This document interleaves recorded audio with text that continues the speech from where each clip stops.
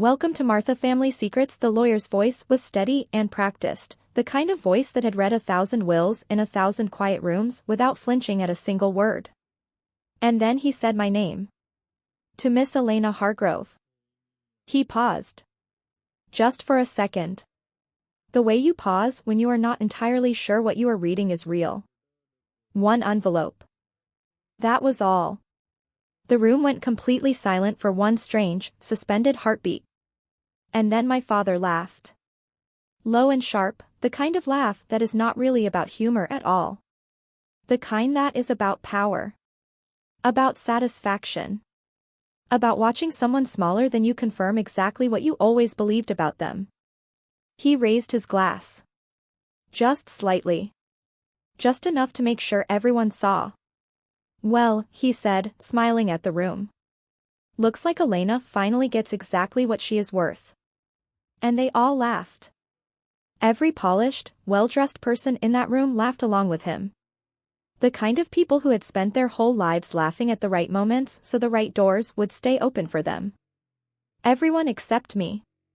And I want to be honest with you. It was not the envelope that hurt me. It was not the inheritance, or the lack of it, or the size of what I had or had not been given. I had made my own way long enough to know that money was not the thing I was grieving in that room. It was the look in his eyes. That specific, deliberate cruelty of a man watching his own daughter shrink. And finding it amusing. Please subscribe and like this video and listen to my story till the end and let me know which city you're listening from. That way, I can see how far my story has traveled. I should have walked out. I know that now. But my hands were already holding the envelope and it was sealed with dark wax pressed into 3 letters I had not seen in years. A.C.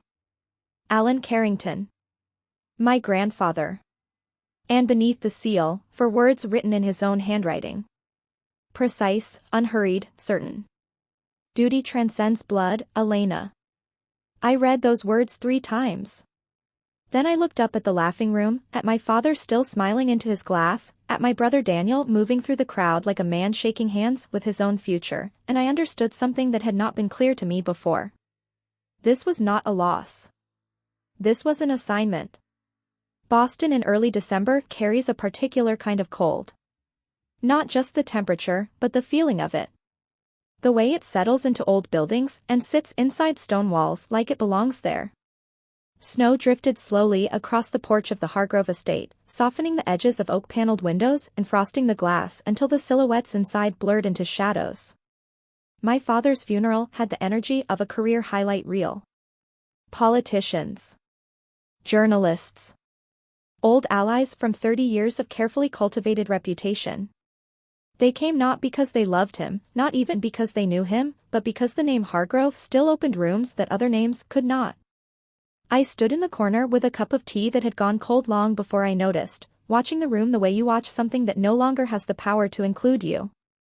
My mother adjusted her black dress for the 3rd time in an hour, hosting even in grief, performing the role of dignified widow with practiced ease. My brother Daniel moved through the crowd with a natural fluency, shaking every hand, meeting every eye, saying exactly the words each person most needed to hear. He was going to be very good at politics someday. He already was. When the music stopped and Mr. Wallace, the family lawyer, cleared his throat and began reading the will, the room settled into the particular attentiveness of people who are about to find out what they have been left. The rhythm of it was predictable at first. The estate. The shares. The accounts. And then he paused. To Miss Elena Hargrove. One envelope, sealed and handwritten by Commander Alan Carrington. The whispers spread immediately. Daniel's mouth curved into something that was not quite a smile. Guess he thought you would appreciate something sentimental, he said. The laughter that followed felt like winter. I opened the envelope with steady fingers, steadier than I expected. Inside lay a single plane ticket. Washington to London, dated 1997, stamped with a faint crown emblem. And written in blue ink, those 4 words again.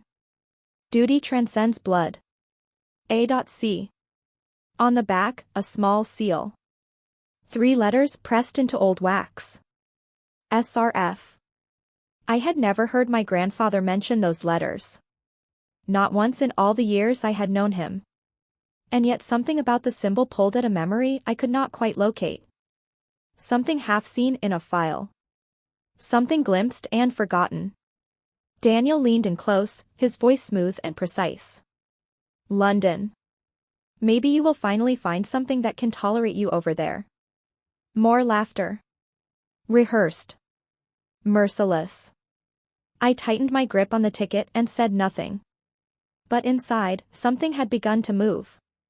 Duty transcends blood, he had written. And maybe he was right.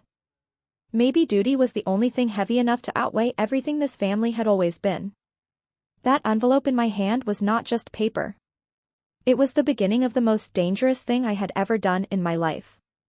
Keep listening. Because what I found when I started pulling on that thread changed everything I thought I knew. 2 weeks later I was back in Washington, sitting at my desk on the 7th floor of the State Department. People called it the graveyard of forgotten files. Old fluorescent lights humming above stacks of paper that nobody had touched in years, cases that had slipped between the cracks of administrations and policy shifts, and the kind of bureaucratic forgetting that is sometimes accidental and sometimes very much not. I typed 3 letters into the search system. SRF. No results appeared. Just one archived folder, locked behind heavy encryption, stamped top confidential, last accessed 1997. I printed the file header and took it across the city to the British Embassy. The archives there smelled exactly the way you would expect them to smell. Dust and old paper and rain that had seeped in through decades of imperfectly sealed windows. Behind a desk stacked eye level with folders, an older man looked up over his reading glasses as I slid the printed page toward him. His name was Leonard Whitmore.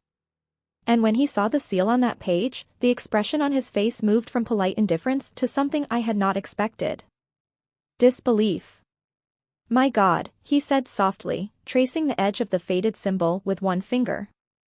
I have not seen that mark in 30 years. I asked him what it meant. He hesitated. The kind of hesitation that is not about uncertainty but about deciding how much to say. SRF, he said finally. Sovereign Remembrance Fund. It had been real, he told me. A post-war collaboration between the United States and the Crown. A project led by my grandfather, Commander Alan Carrington, to support veterans who had slipped through the gaps in official systems. Men and women who had served and come home to nothing. No recognition. No support. No record, in some cases. But by the late 90s, it had been frozen. Classified reasons, he said carefully. Internal disputes. The Hargrove family was involved. My throat tightened. My father, I said.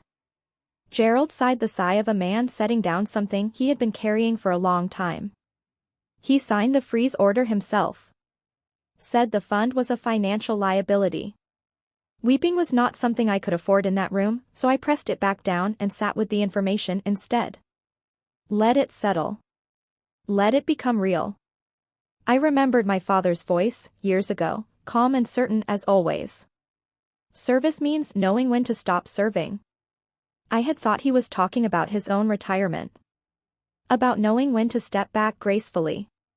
He was talking about erasing someone else's legacy entirely. When I stepped back outside into the cold, Gerald called after me. If you want the full truth, he said, find Lady Margaret Ashworth. She was the last one to work directly with your grandfather on the fund. On the metro home, my phone buzzed. A single email from an address that did not exist in any system I recognized. Stop digging into the SRF. You are stirring things that do not want to be disturbed.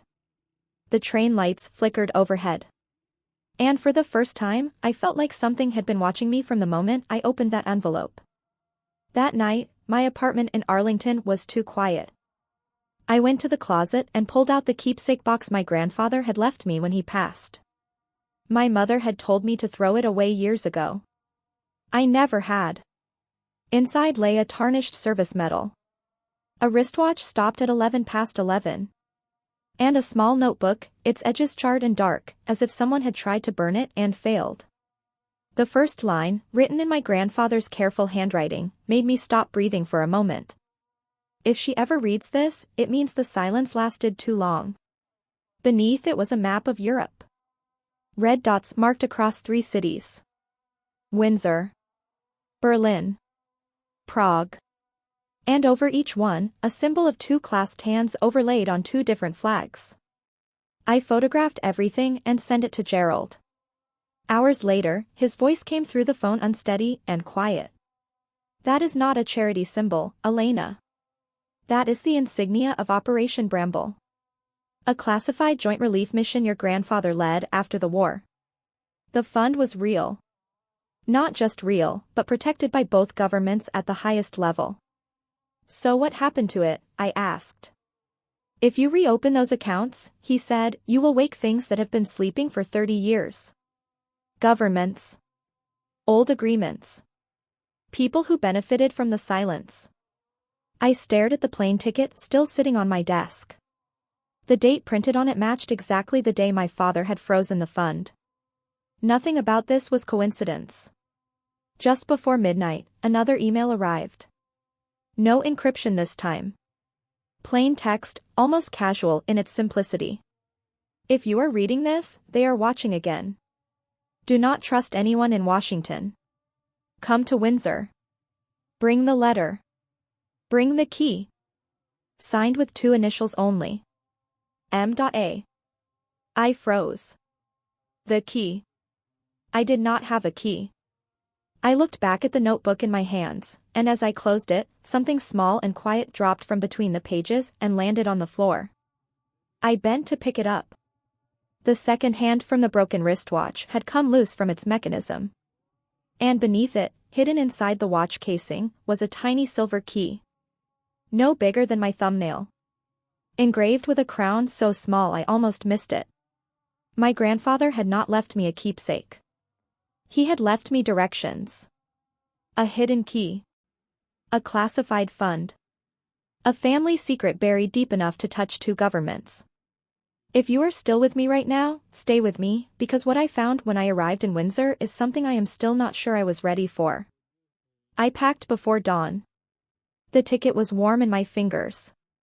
Outside my window, a car sat idling in the darkness. A man in a black coat stood beside it, looking up at my building. As I watched, his phone screen caught the light just long enough for me to see the emblem reflected in it. The State Department seal. They were already watching. Rain traced long lines down the plane windows as London appeared beneath a grey, heavy sky. At Heathrow, a driver in black held a sign with my name on it. Lady Ashworth's instructions, he said, and offered nothing else for the entire drive through Windsor Great Park, where the trees stood bare and enormous against the winter sky and everything felt older than anything I had grown up around. Inside the manor, warmth met me immediately. Earl Grey and something herbal, soft light through tall windows, the quiet particular to rooms that have held important conversations for a very long time. A woman with silver hair and steady eyes looked up from across the room and studied me the way people study something they have been waiting a long time to see. You have his eyes, she said. But you ask questions the way he never could bring himself to. She had known my grandfather. Had served beside him through Operation Bramble. And she told me things, sitting in that warm room with the rain against the windows, that rearranged everything I thought I understood about my family. My grandfather had created the Sovereign Remembrance Fund not simply as a veterans' charity, she said. At its heart, the fund had been established to protect and support a small group of individuals, including a young member of a royal household, who had been separated from official records during the chaos of the war's end. He had built the charity structure around a genuine mission, but the mission beneath it was something he had sworn to protect for the rest of his life. When peace came, he passed the stewardship of the fund to whoever, in his judgment, truly understood what service meant. He had been waiting a long time to find that person. From a cabinet behind her chair, Lady Margaret lifted a sealed iron box and set it on the table between us. Only bloodline and duty together shall open this, she said quietly. I took out the silver key. It fit perfectly. Inside the box lay a letter in my grandfather's handwriting, and beneath it, a treaty document bearing both the American seal and the royal crest. Formal. Witnessed. Undeniable. The authority of the Sovereign Remembrance Fund, the treaty stated, could only be renewed by a living descendant of Commander Alan Carrington, acting in full knowledge of the fund's original purpose. I read the letter he had written for me.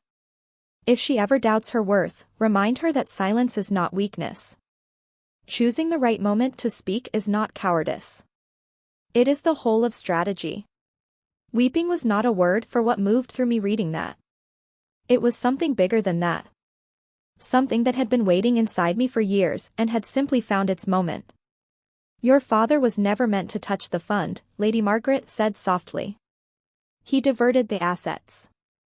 And now someone in America has begun reopening those accounts through different channels. She handed me an old mobile phone with a single message on the screen. The Crown is aware. My chest tightened. If my father had betrayed the fund, Daniel might be continuing what had been started. Using the Hargrove name to launder the resurrection of something that had been buried for a reason that suited them. When I left Windsor and reached the airport, the headlines playing on every screen in the terminal stopped me. Hargrove Holdings announced as primary donor to Daniel Hargrove's Senate campaign. The account name on the screen matched the frozen SRF account number exactly. The betrayal was not history. It was very much alive and running for office. My brother's face was on every screen at that airport. And I was standing there holding a treaty signed by a queen and a secret my grandfather had trusted to me alone. I want you to stay right here, because what I did next is something I had no choice about, even though it cost me almost everything. The next morning I went back into Windsor's Royal Archive. The silver key opened a drawer marked Carrington, Allen, Operation Bramble. Inside were stacks of letters, photographs, original correspondence. A photograph of my grandfather, younger than I had ever seen him, standing beside a young Lady Margaret with his hand extended in a handshake that looked like a promise. And the original SRF treaty, signed by the Queen and Commander Alan Carrington, with my father's signature crossed out in a single hard line. A second note had been tucked behind the treaty in my father's own handwriting. If the Crown demands oversight, I will close the fund before I answer to anyone. No Hargrove will be chained to a silence that does not serve them. And I know that sounds almost funny in the way that very dark things sometimes do. He had used the fund for personal gain and then destroyed the record. Then buried it under layers of classification. Then apparently passed the mechanism of it on to my brother without bothering to explain the full scope of what he was handing over. I copied everything. Sent one set to Lady Margaret and one set to a journalist at the Washington Observer whose record I had researched carefully enough to trust. If truth destroys us, I wrote in the accompanying message, then we were never worth saving. Minutes later an email arrived from an address ending in crown.uk. Miss Hargrove. Stop. The Royal Fund is not your inheritance to dispose of. Outside the archive window, a man across the street had been reading the same page of his newspaper for 20 minutes. That night in my hotel room, I opened my grandfather's charred notebook to the last page he had written on. Truth always carries a cost, Elena. The question is never whether you can afford it. The question is whether you can afford not to pay it. I messaged my brother. Meet me in Georgetown. It is about our father. Come alone. Then I booked the first morning flight home. By the time I landed in Washington, my clearance had been flagged for review, my office had been notified of an internal inquiry, and 3 separate numbers I did not recognize had called my phone without leaving messages. They knew I had crossed a line. Georgetown that evening glittered with the particular brightness of old money and political ambition. Daniel's campaign fundraiser filled the Four Seasons with donors and cameras and the warm, confident hum of a room full of people who had decided the outcome already. I walked in still wearing my travel clothes, trench coat damp from the rain outside. Daniel's face when he saw me was extraordinary. That controlled political smile faltering for just a fraction of a second before snapping back into place. Back from your royal vacation, little sister, he said. I set the folder on the dinner table between the champagne glasses. You should read this before you keep talking, I said. The room went quiet the way rooms go quiet when something real has entered a space that has only been performing reality. I spoke clearly. This is the original agreement between the United States government and the British Crown. Signed by our grandfather. Altered without authorization by our father. And used without either government's knowledge to fund the campaign currently being celebrated in this room. Daniel grabbed my arm and pulled me into the corridor. His face had gone a color I had never seen on him before. "Do you understand what you are doing to this family?" he said through his teeth. "I am finishing what was started," I said. When he grabbed the folder, a single page slid free and landed on the floor of the corridor within sight of the open doorway. A wire transfer document. Hargrove Holdings. Daniel Hargrove Campaign Fund. The amount was not small. Someone in the doorway said, quietly, "Is that real?" And the room began to understand. "Ah," my mother's voice came from somewhere in the crowd, high and breaking. "This is not how family behaves," she said. I looked at her. Really looked at her. "Maybe that has always been the problem," I said. "We only behave like family when it costs us nothing."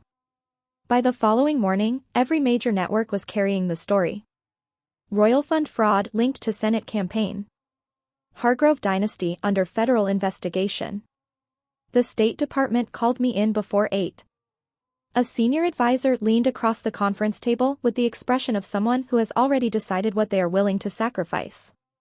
"You have a choice," he said. "Protect your family.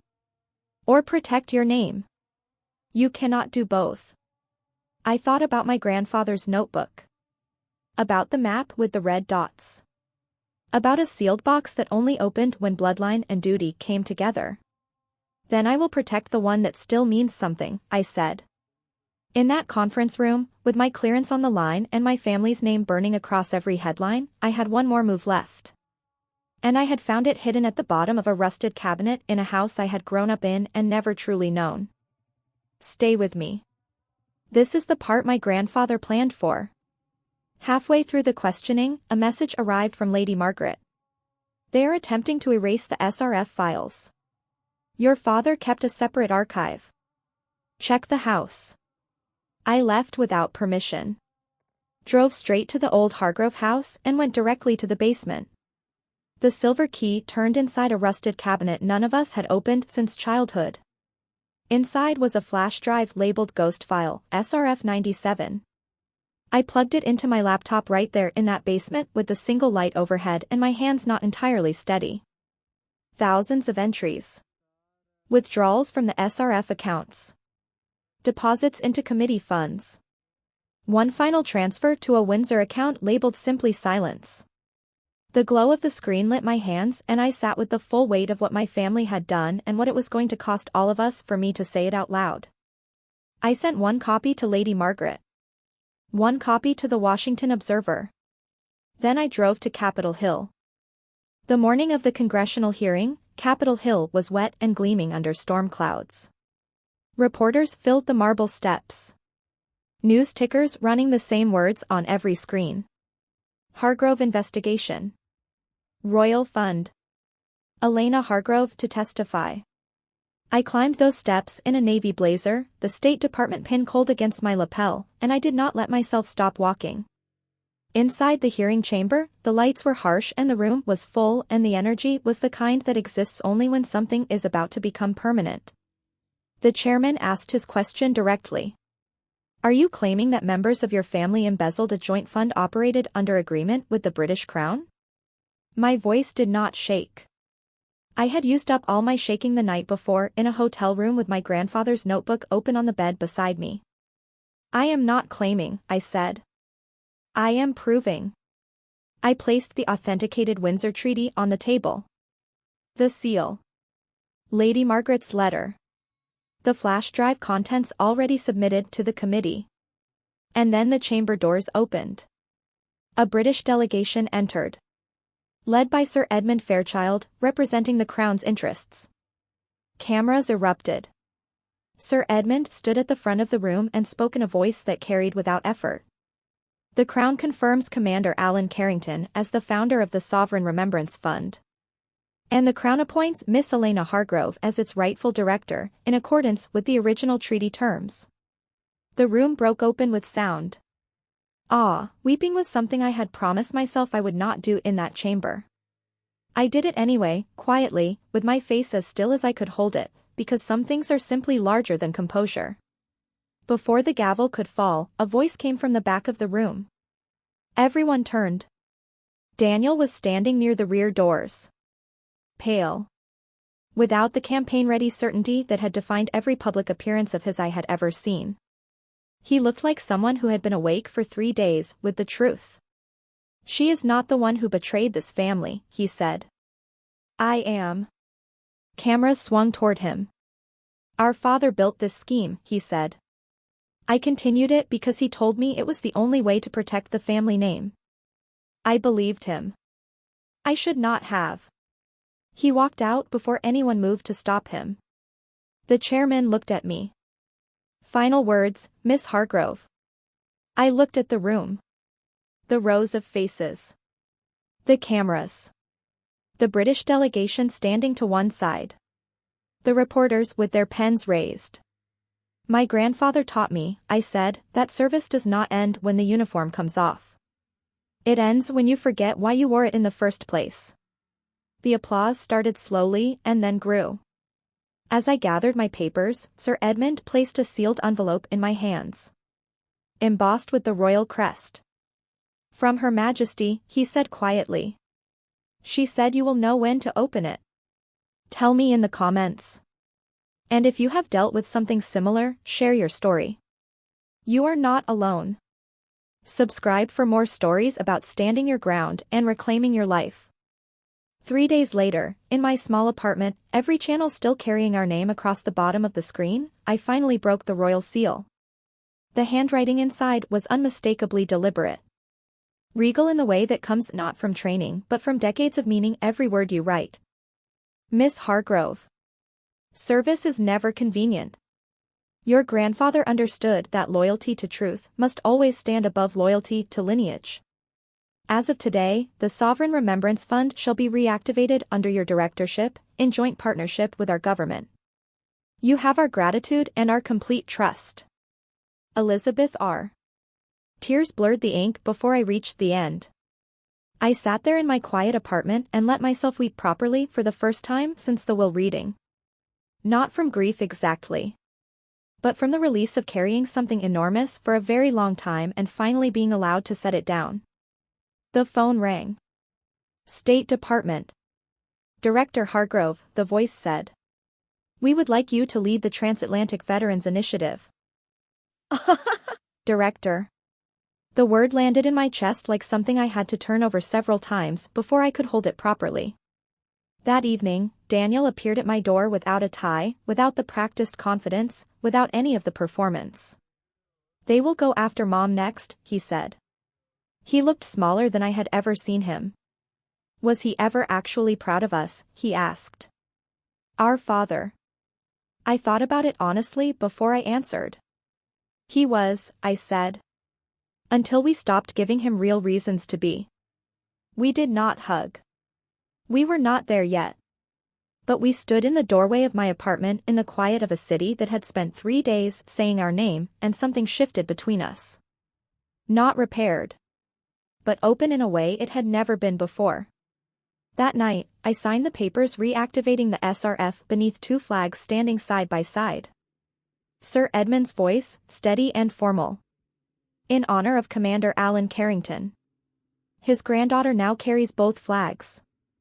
My mother stood in the back of the room with her hand over her heart, and for the first time in my memory, the gesture was not performance. It was simply true. 2 months passed. My father died before the trial concluded. A stroke, the doctors said. The pressure, they implied with their eyes, of watching everything you built come undone from the inside. Nathan accepted reduced charges and a permanent ban from political office. At my father's graveside, I stood apart in my white uniform while the rest of the family wore black. Rain made everything softer. My mother appeared beside me, her voice so quiet I had to lean in to hear it. "He read your congressional testimony before he died," she said. "He told me to tell you. He finally understood." I closed my eyes. The rain covered everything else. I went back to the old Hargrove house after the service. To the library where I had done homework on the floor as a child and pretended not to listen to the conversations happening above my head. Behind the shelves, I found a small wooden box with a crown-shaped lock. The silver key opened it without effort. Inside lay a photograph I had never seen. 3 generations. My grandfather young and straight-backed. My father beside him, also young, before whatever had hardened in him had fully hardened. And me, barely recognizable, maybe 4 years old, looking up at something outside the frame. Beneath the photograph, a note in my father's handwriting, faded and old. If she ever finds this, tell her I tried. No excuses.